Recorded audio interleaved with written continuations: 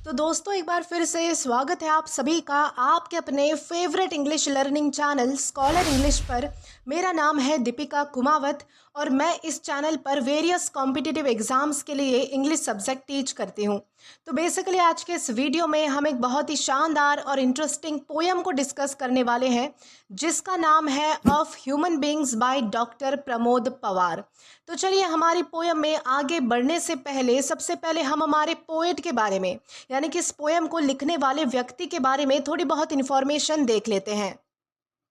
तो दोस्तों अगर बात की जाए हमारे पोएट के बारे में तो डॉक्टर प्रमोद अंबादास राव पवार ये एक बहुत ही पॉपुलर इंडियन पोएट, राइटर और प्रोफेसर है जो कि महाराष्ट्र के संत ज्ञानेश्वर महाविद्यालय में इंग्लिश डिपार्टमेंट के हेड है। उन्होंने इंग्लिश लिटरेचर पर 37 से भी ज़्यादा बुक्स लिखी है और वो एपिटोम जर्नल के एडिटर इन चीफ भी है। उन्हें वर्ल्ड लेवल पर उनकी ट्रांस डिस्ट्रक्शन थ्योरी के लिए जाना जाता है। उनकी पोइट्री में रविंद्रनाथ टैगोर और खलील गिब्रन जैसा टच मिलता है जो ह्यूमंस को लाइफ का असली मतलब यानी कि कर्मा और सोल की इम्पोर्टेंस समझाती है। उनका काम दिखावटी घमंड को छोड़कर इनर पीस और लाइफ के परमानेंट सच को जुड़ने का मैसेज देता है। तो दोस्तों ये तो हमने बात कर ली हमारे पोएट के बारे में। अब इसी के साथ हम आगे बढ़ेंगे और जानेंगे कि इस पोएम में हमें क्या बताया गया है, यानी कि इस पोएम का थीम और मैसेज क्या है ये भी हम देख लेंगे ताकि आपको पोएम समझते वक्त किसी भी तरीके का कोई भी कंफ्यूजन ना रहे कि हम किस चीज़ के बारे में बात कर रहे हैं। अब दोस्तों अगर बात की जाए इस पोएम के बारे में तो ये जो पोएम है ऑफ ह्यूमन बींग्स ये डॉक्टर प्रमोद पवार की एक बहुत ही गहरी और सोचने पर मजबूर कर देने वाली पोएम है। ये पोएम इंसान की जिंदगी, वक्त की ताकत और कर्मा के नियम के बारे में बात करती है। इसमें हमारे पोएट बताते हैं कि इंसान पूरी जिंदगी घमंड, पैसे और रुतबों के पीछे भागता है, लेकिन वक्त इतना ताकतवर है कि वो एक दिन सब कुछ मिटा देता है, खत्म कर देता है। पोएम हमें यह याद दिलाती है कि हमारा शरीर तो खत्म हो जाएगा, लेकिन हमारी जो आत्मा और हमारे जो अच्छे काम है, हमारे जो कर्म है, वो हमेशा जिंदा रहते हैं। एकदम आसान शब्दों में कहा जाए तो ये पोएम हमें दिखावा छोड़कर जिंदगी के असली सच और सुकून को पहचानने की सीख देती है। तो दोस्तों यही है हमारी इस पोएम का थीम या फिर कहे तो मैसेज। अब इसी के साथ हम आगे बढ़ेंगे और इस पोएम का लाइन टू लाइन एक्सप्लेनेशन देखकर इसे अच्छे से डिटेल में समझने की कोशिश करेंगे। तो चलिए आइए शुरू करते हैं। तो दोस्तों हमारी सबसे पहली यानी कि शुरुआती कुछ लाइंस आती है। Weighted wavering tongue straight of prudent predictable point varies for ever. दोस्तों इन सारी लाइंस को हम साथ में समझेंगे। यहाँ पर इन लाइंस में हमारी पोएट हम इंसानों की कहानी बता रहे हैं कि हम बाहर से कैसे होते हैं और अंदर से कैसे होते हैं। वेटेड वेवरिंग टंग दोस्तों इसका मतलब है कि इंसानों की जो जुबान है वो कभी कभी बहुत ही भारी हो जाती है, यानी कि हैवी हो जाती है। यानी जो बात वो बोलना चाहते हैं कभी कभी वो बातें वो आसानी से बोल नहीं पाते। उनके वर्ड्स, उनके जो शब्द है वो दब जाते हैं। और ऐसा क्यों होता है? क्योंकि इंसानों को लोगों का डर होता है कि लोग क्या सोचेंगे मेरे बारे में। इसी वजह से हमारी जो जुबान है वो कभी कभी लड़खड़ा जाती है, हम कुछ बोल नहीं पाते।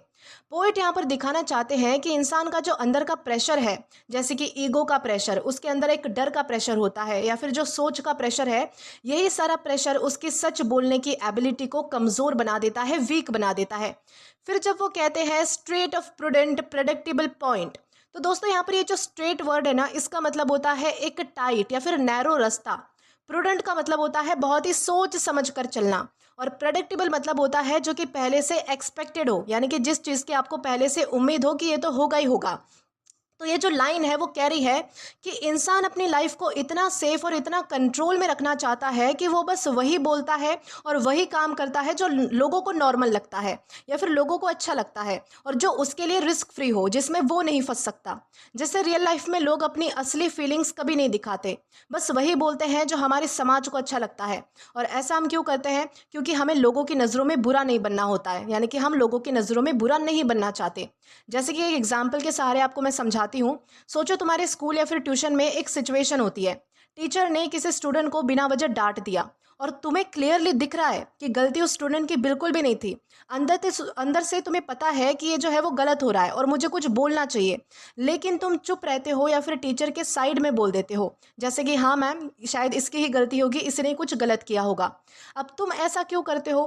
तुम ऐसा इसलिए करते हो क्योंकि तुम्हें डर होता है कि अगर तुम सच बोल दोगे तो टीचर तुमसे नाराज़ हो जाएगी या फिर बाकी लोग तुम्हें अलग समझेंगे, यानी कि बाकी लोग तुम्हारा साथ नहीं देंगे। तो यहाँ पर तुम अपनी असली फीलिंग नहीं बोल रहे, बल्कि वही बोल रहे हो जो सामने वाले को अच्छा लग रहा है और आपके लिए सिचुएशन सेफ बनी रह रही है, तो आप वो काम कर रहे हो। बस इसी को पोएट कहना चाहते हैं कि इंसान अक्सर सच से ज़्यादा लोग क्या सुनना चाहते हैं उस पर फोकस करता है। और लास्ट लाइन हमारी आती है वेरीज फॉर एवर। दोस्तों ये जो लाइन है वो सारी चीज़ों को जोड़ती है। इसका मतलब है कि ये जो कन्फ्यूजन है, ये जो हमारा डर है और ये जो हमारी सेफ खेलने की जो आदत है ना, कि हम जो लोगों को पसंद आता है वो बोलते हैं, अपने दिल की बात सामने नहीं रखते, ये कभी रुकती नहीं है। ये सारी चीज़ें हमेशा चलती रहती है। इंसान कभी क्लियर नहीं हो पाता कि वो असल में क्या है और वो बोलना क्या चाहता है। जैसे कभी तुम कॉन्फिडेंट फील करते हो तो कभी कभी तुम डाउट में आ जाते हो। तो ये जो चेंज है ना वो कांस्टेंट है हमारे साथ, ये हमेशा होता रहता है। पोइट यहाँ पर कहना चाहते हैं कि जब तक इंसान ईगो, डर और सोसाइटी के प्रेशर में रहेगा, उसकी सोच और उसकी ज़ुबान ऐसे ही लड़खड़ाती रहेगी, ऐसे ही हिलती रहेगी, कभी स्टेबल नहीं होगी, और वही उसकी असली प्रॉब्लम है। तो यही हमारी कुछ ये जो 3-4 लाइंस हैं इनमें हमें समझाया गया है। इसी के साथ हम आगे बढ़ेंगे हमारी अगली लाइंस की ओर। दोस्तों इसके बाद हमारे पोएट कह रहे हैं angry woman to the nature of destruction laments for ever.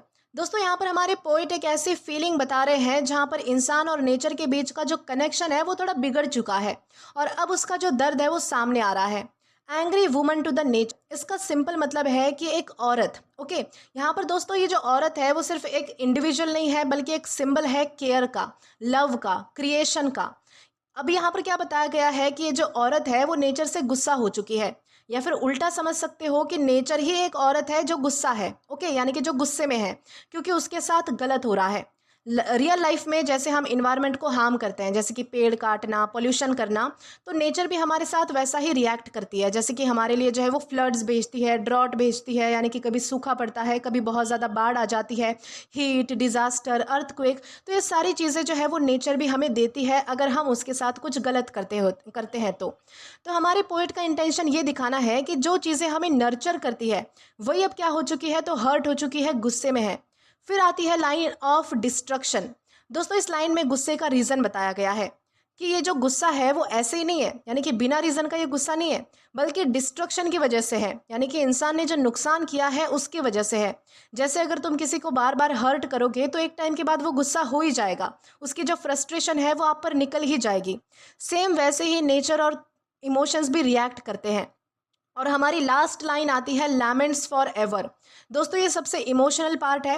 Laments का मतलब होता है रोते रहना या फिर बार बार दुख जताना, कंटिन्यूसली रो रो के। ओके, तो पोइट कह रहे हैं कि ये जो दर्द और रिग्रेट है, यानी कि जो पछतावा है, जब हम किसी को हर्ट कर देते हैं या फिर कुछ नुकसान कर देते हैं तो उसके बाद जो हमें पछतावा आता है वो ऐसा पछतावा होता है जो कभी ख़त्म नहीं होता, ये चलता ही रहता है। रियल लाइफ में जैसे जब हम किसी अपने को हर्ट कर देते हैं और बाद में जब हमें रियलाइज़ होता है कि मैंने कुछ गलती कर दी है, तो वो जो एक गिल्ट होता है हमारे अंदर या फिर वो जो सैडनेस होती है वो बार बार हमें याद आती है, इजीली नहीं जाती।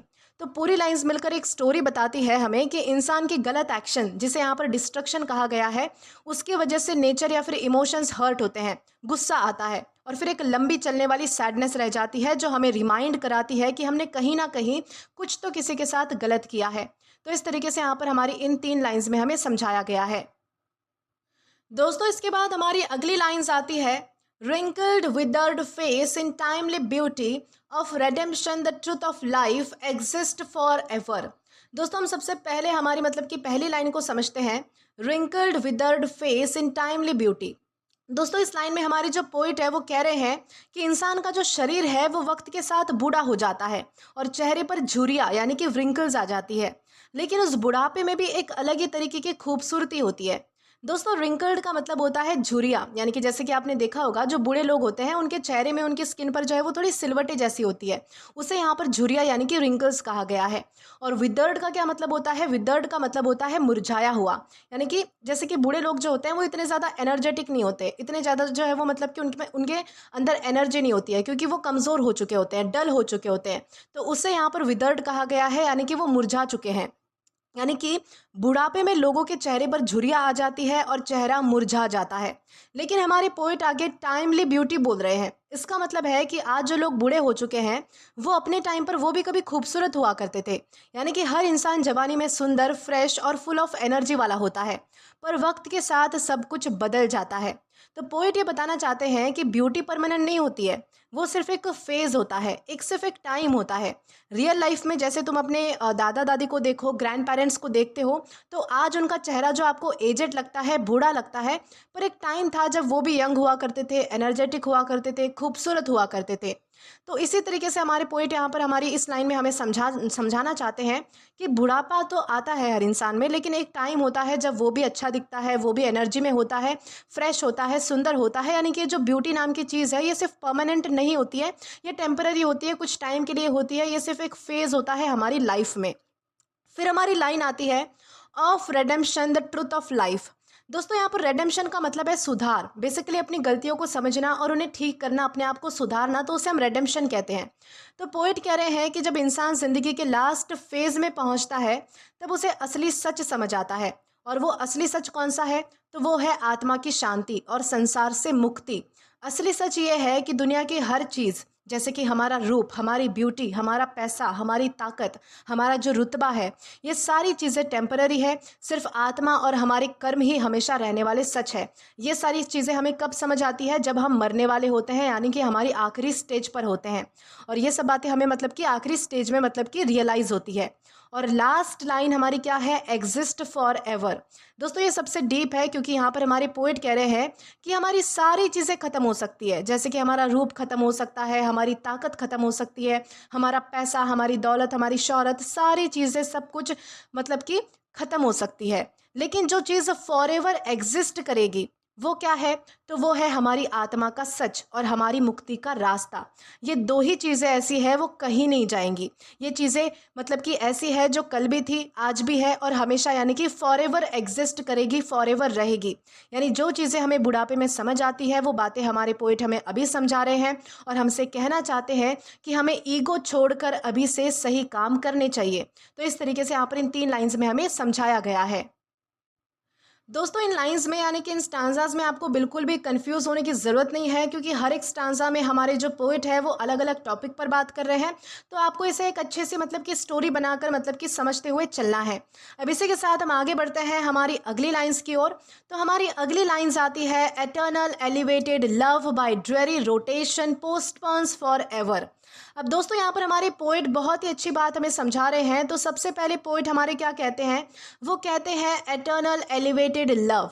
दोस्तों एटर्नल का मतलब होता है जो हमेशा रहता है, यानी कि जिसका कोई अंत नहीं है, जो हमेशा टिकता है। ओके।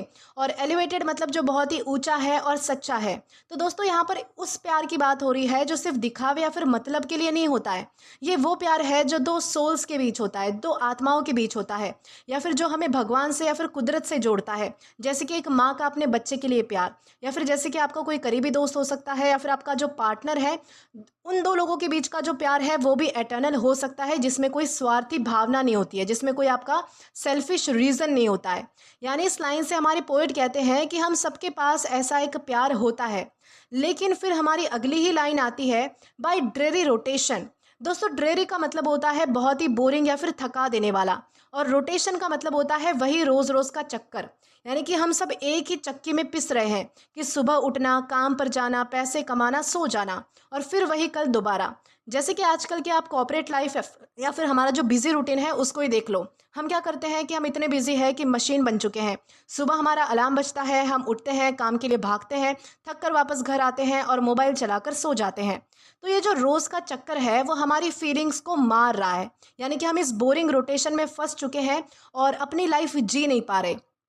फिर हमारी लास्ट लाइन आती है, पोस्टपोन्स फॉर एवर। दोस्तों पोस्टपोन का मतलब होता है आगे बढ़ा देना या फिर टाल देना, यानी कि कल पर डाल देना कोई काम। जैसे कि हम करते हैं ना कि आज नहीं करूँगा, मैं कल से करूँगा, तो ये होता है पोस्टपोन करना, यानी कि किसी चीज़ को स्थगित कर देना या फिर आगे बढ़ा देना। तो हमारे पोएट क्या कह रहे हैं? हमारे पोएट ये कह रहे हैं कि इस रोज़ रोज़ की भाग दौड़ की वजह से हम उस सच्चे प्यार और सुकून को कल पर टालते रहते हैं, और वो जो कल है वो कभी आता ही नहीं है, वो हमेशा के लिए टल ही जाता है। यानी कि हम अक्सर कहते रहते हैं ना कि अभी तो बहुत ही काम है मुझे, जब रिटायर हो जाऊंगा तब सुकून से जीऊँगा, सुकून से रहूँगा, लाइफ को इंजॉय करूँगा, यहाँ घूमूंगा, वहाँ घूमूंगा, इसके साथ जाऊँगा, अभी तो पैसे कमाने हैं, दोस्तों के साथ बाद में मिलूँगा। तो हम उस सच्ची खुशी और प्यार को हमेशा के लिए आगे पुश कर रहे हैं। यानी कि हम अपने काम को पुश नहीं कर रहे रहे हैं बल्कि अपने रिश्तों को पुश कर रहे हैं। और एक दिन ऐसा आता है जब हमें पता चलता है कि हमारी उम्र जो है वो निकल चुकी है, पर हमें वो जो सुकून है वो कभी मिला ही नहीं। लोगों से मिलने का मौका, उनके साथ बातें करने का मौका, उनके साथ टाइम स्पेंड करने का मौका, उनके साथ लाइफ जीने का मौका, ये सारी चीज़ें हमारी निकल जाती है।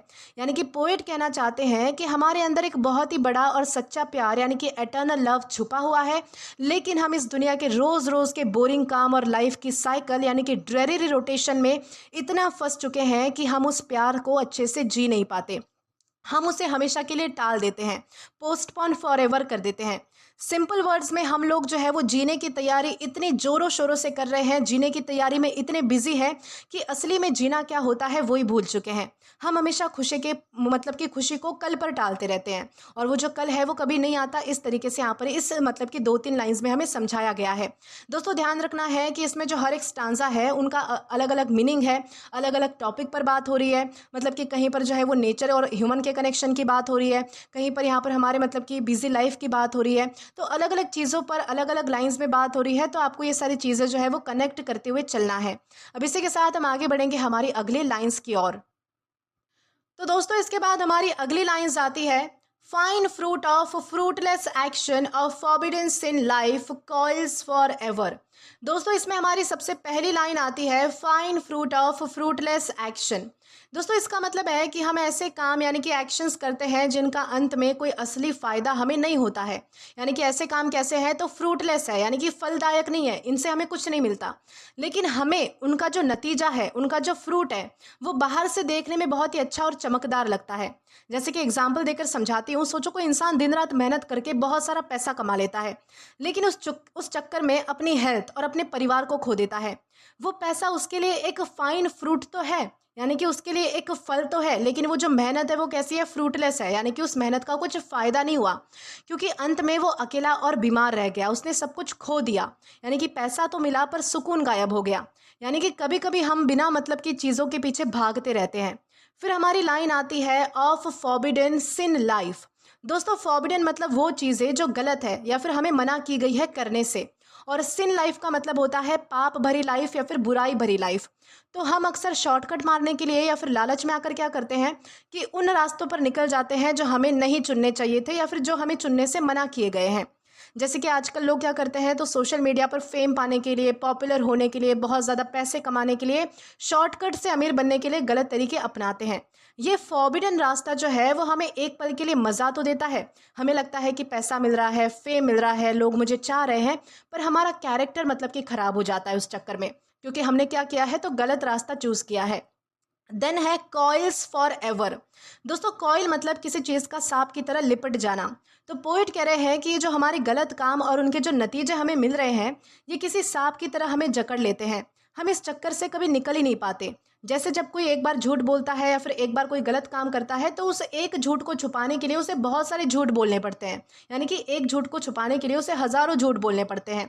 तो तब क्या होता है, एक लूप या फिर एक चक्कर बन जाता है, जिसमें इंसान क्या होता है, फंसता ही चला जाता है, वहाँ से निकल नहीं पाता। तो इन सारी लाइंस में हमें ये बताया गया है कि इंसान अक्सर उन चमकीली चीज़ों के पीछे भागता है जो असल में कैसी है, खोखली है, जिनका असल में हमें कोई अच्छा फ़ायदा नहीं मिलता। वो उन्हें पाने के लिए गलत रास्ते यानी कि फॉरबिडन पाथ अपनाता है, और फिर वही गलतियाँ उसके गले का हार बन जाती है, जिसमें वो पूरी तरह मतलब कि पूरी ज़िंदगी फंसता रहता है। कॉइल्स फॉर एवर मतलब कि उसी चक्कर में वो घूमता रहता है, उसी लूप में मतलब कि फंसता चला जाता है। यानी कि हम जो टेम्पररी मज़ा ढूंढते हैं गलत रास्ते से, वो मज़ा तो हमें एक बार के लिए मिलता है, कुछ टाइम बाद चला भी जाता है, लेकिन उसकी जो सज़ा हमें मिलती है हमारे पाप के रूप में या फिर हमारे जो टेंशन है, हमारा जो स्ट्रेस है, उसके रूप में, वो हमें हमेशा के लिए मतलब कि एक सांप की तरह जकड़ लेती है। तो इस तरीके से यहाँ पर हमारी 3 लाइंस में हमें समझाया गया है। इसी के साथ हम आगे बढ़ेंगे हमारी अगली लाइंस की ओर। दोस्तों इसके बाद हमारे पोएट कहते हैं, timely triumphs barren lands of time and fury buries for ever. दोस्तों ये जो लाइंस है वो इंसान के घमंड और उसके कामयाबी की असलियत बताती है।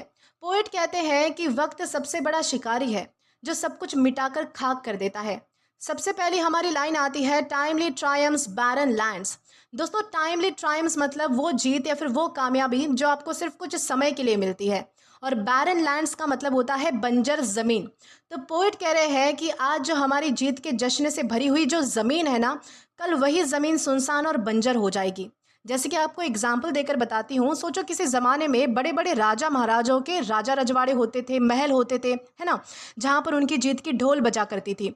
आज वही महल कैसे हैं, तो खंडर हैं। हम देखने जाते हैं, हम क्या करते हैं, टूरिस्ट बनकर उनको देखने जाते हैं, क्योंकि आज वही महल जो है वो खंडर बन गए हैं और वहाँ पर बंजर ज़मीन के सिवा कुछ भी नहीं है।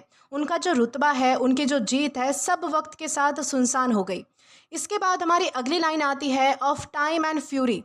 दोस्तों, टाइम का मतलब होता है वक्त और फ्यूरी का मतलब होता है गुस्सा, या फिर हमारी जो शक्ति है, हमारी जो पावर है, उसे फ्यूरी कहा गया है।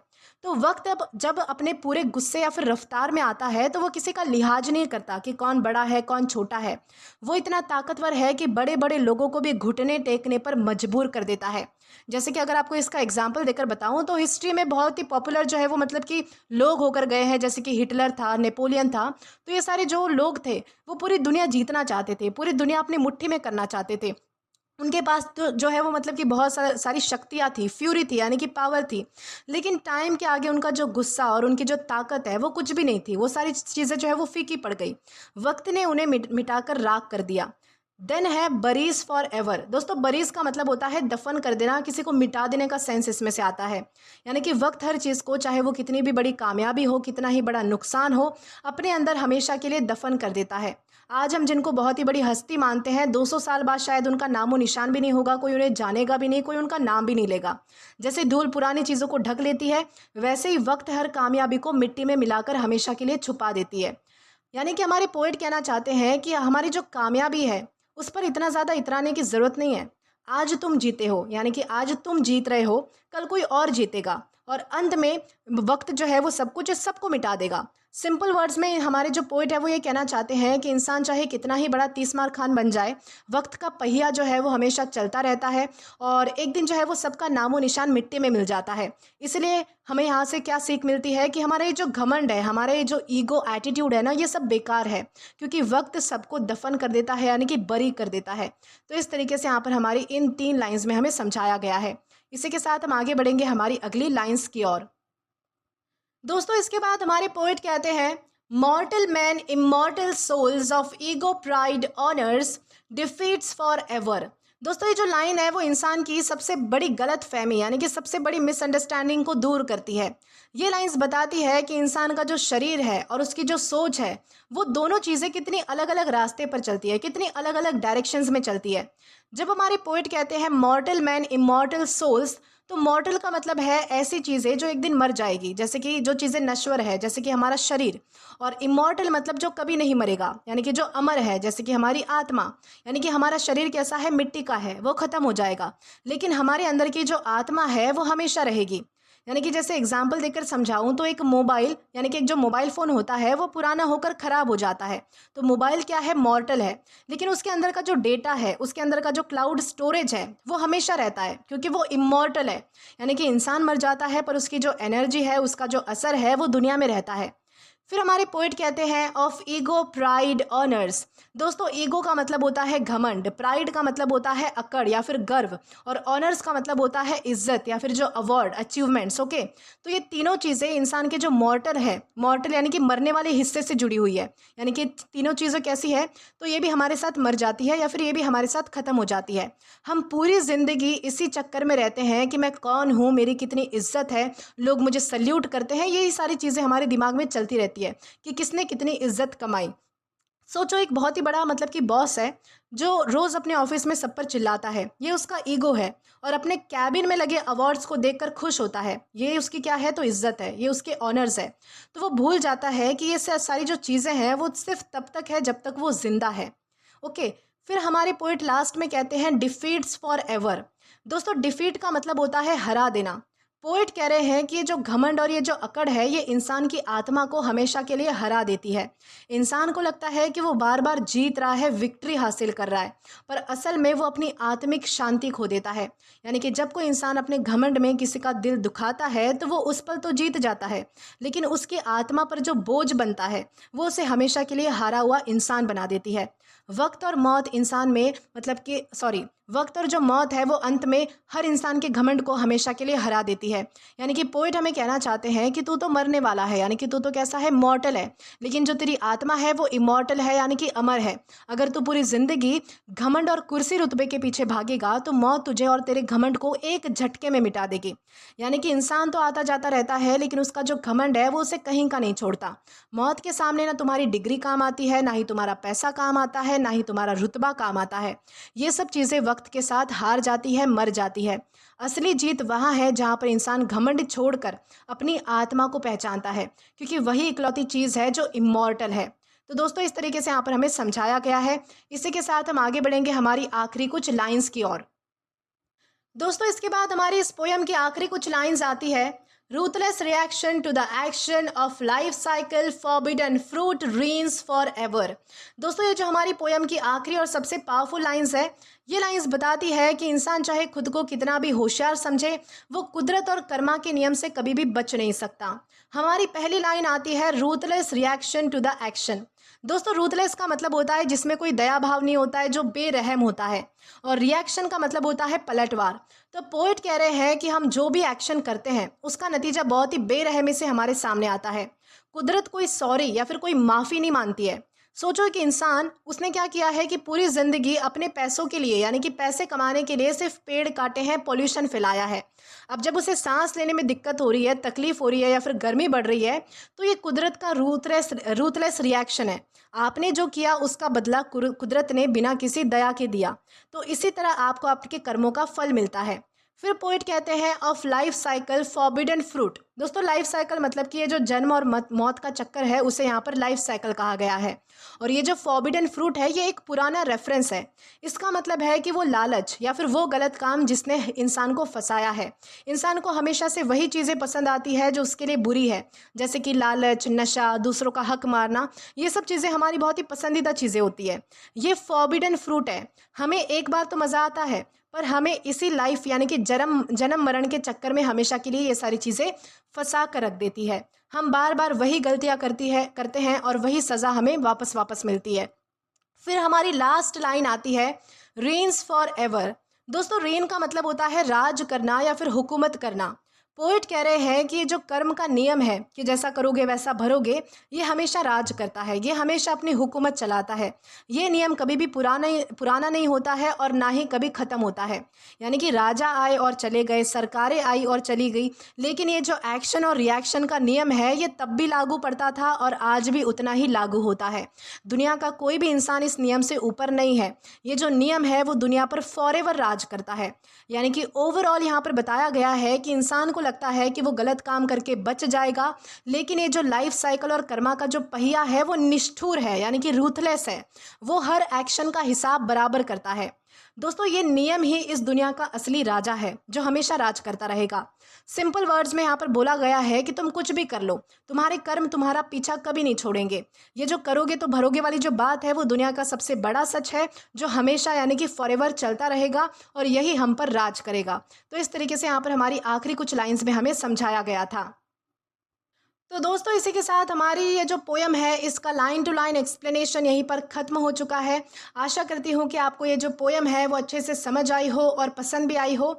दोस्तों अगर आपने अभी तक हमारा टेलीग्राम चैनल ज्वाइन नहीं किया है तो टेलीग्राम पर English with Deepika Kumawat search करके या फिर डिस्क्रिप्शन में दिए गए लिंक के थ्रू, साथ ही साथ अभी जो आपको आपके स्क्रीन पर QR कोड दिख रहे हैं वहाँ से भी आप जो है वो डायरेक्टली स्कैन करके हमारा टेलीग्राम चैनल ज्वाइन कर सकते हैं, ताकि आप कभी भी किसी भी नए आने वाले वीडियोज़ को लेकर कोई भी अपडेट को मिस ना करें।